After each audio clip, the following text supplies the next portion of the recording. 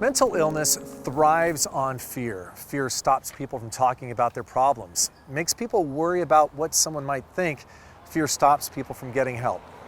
NAMI, the National Alliance on Mental Illness, is going to war with that fear, battling for better lives, armed with knowledge and deep compassion. NAMI is here for everyone, from teens struggling with depression to families learning to deal with a severely mentally ill loved one, guiding them through difficult times. We're going to get them housing. We're going to make sure they have SSI if they qualify. We're going to get them to their medical appointments and to their therapy appointments. We're going to get them back in school if that's one of their goals. Their mission is to support, educate, and advocate. They support the individuals dealing with mental illness. They educate those individuals, their families, and the community at large. And they advocate for more research and for a better mental health care system. Not only do we provide classes for family members and those who are living with a mental health condition, but also to local businesses, to schools. We are everywhere in this community, so we participate in hundreds and hundreds of outreach and resource fairs throughout the year. Meeting that we're having with USD. Key to success in their services is that in these offices, they really do know how people dealing with mental illness feel. We are very fortunate here at NAMI San Diego that greater than 90% of my employees have what's called lived experience. So they themselves are living with a mental health condition, usually very successfully in what we call recovery.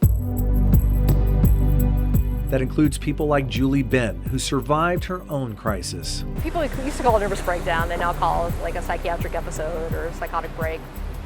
I actually had them. Julie could have been your neighbor, a professional woman, married and successful. But things got so dark for this woman who lives in a rainbow of color that she thought about taking her own life. My mind was telling me that you need to end this. There's no place for you in this life. You need to just be better off. People would be better off. It would just, all the lies that we hear people talking about when they do feel suicidal. But Julie checked herself into a hospital, got help, and is living in recovery. Now, she works for NAMI and shares her hard-earned wisdom and endless well of empathy. But if you can just go through this journey, go through the belly of it, you'll find your peace and you will be able to pop out the other side.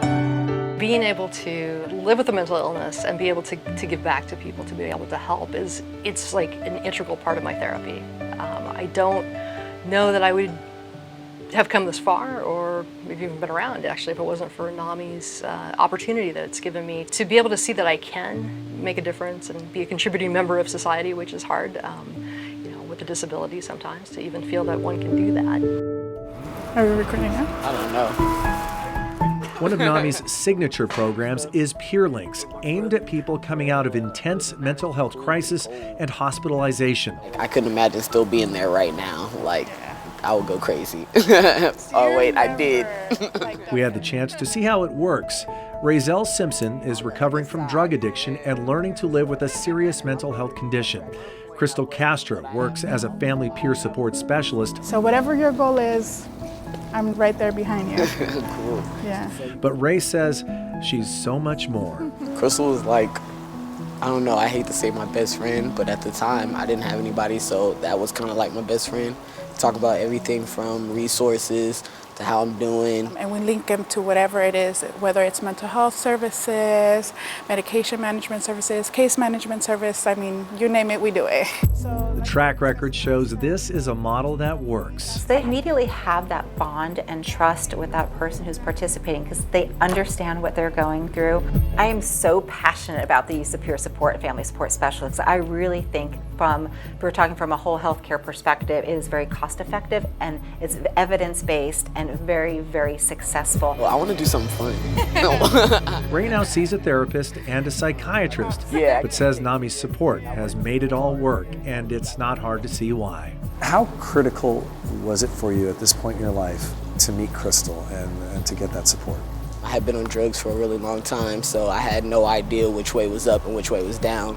And it was kind of like an angel swooped in and was like, here, let me show you the way out. And I had to choose to follow, and I did. We're not judgmental. I think it happens because we've been there. We're not saying it out of a book. We're saying it out of the lived experience that we've had. I'm happy. I went through it, and now I could teach somebody else to go through it. And I happen to be right there with them for that journey. What are the things that they should be looking out for and doing as parents? Up next, fighting for our youth, helping more kids in crisis and catching others before it gets to that point.